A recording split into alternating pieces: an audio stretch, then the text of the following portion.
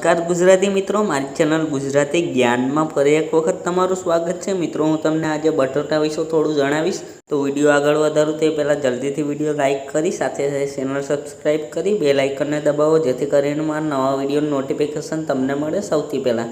બટેટા કોને પ્રિય ન હોય? ઇન્ડિયન ફૂડમાં બટેટા ખૂબ જ અત્યંગના છે। આમ છતાં બટેટા ખાવા જોઈએ કે નહીં એના વિશે ચર્ચા થતી જ રહેતી હોય। ઘણા લોકો કહેતા હોય કે બટેટા ખાવાથી આળસ અને ચરબી વધે છે, તો કેટલાકનું કહેવું છે કે બટેટા સ્વાસ્થ્ય માટે ખૂબ જ સારા છે। તો ચાલો મિત્રો વાસ્તવિકતા જાણીએ। તો મિત્રો, બટેટા પોષક તત્વોથી ભરપૂર હોય છે। તેમાં ભરપૂર માત્રામાં કાર્બોહાઈડ્રેટ હોય છે, જેને આપણું શરીર આસાનીથી પચાવી શકે છે એવું વૈજ્ઞાનિકનું માનવું છે। બટેટામાં સ્ટાર્ચ વધારે હોવાનું જણાવી કેટલાક એક્સપર્ટ બટેટા ખાવાની ના પાડતા હોય છે।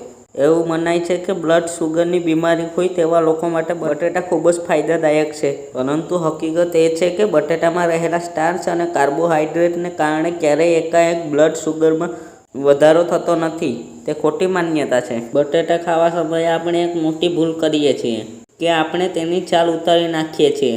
બટેટાની છાલમાં ભરપૂર માત્રામાં ફાઇબર રહેલું હોય છે, આથી તેને છાલ સાથે જ ખાવા જોઈએ। તમે બટેટાને ફ્રાય કરો, ઉકાળો કે પછી શાક કરો, પરંતુ તેની છાલ કદી ન ઉતારો। તેની છાલમાં ઘણા ફાઇબર હોય છે। બટેટા સાથે જોડાયેલી સૌથી મોટી ગેરસમજ એ છે કે બટેટા ખાવાથી વજન વધે છે। આ વાત સાવ ખોટી છે। તમે તેને તળીને ખાશો તો અવશ્ય ચરબી વધશે, પરંતુ તમે બટેટાને ઓછા તેલમાં પકવીને ખાશો તો ભરપૂર માત્રામાં વિટામિન સી અને બી મળશે। એકલા બટેટા ખાવાથી પેટ ભરાઈ જાય છે અને લાંબા સમય સુધી ભૂખ લાગતી નથી। આ ઉપરાંત તેમાં અનેક પોષક તત્વો રહેલા છે। તો મિત્રો, ખબર પડી ને કે બટેટા ખૂબ જ હેલ્થી ખોરાક છે, પરંતુ તેને સમજી વિચારીને ખાવા જોઈએ।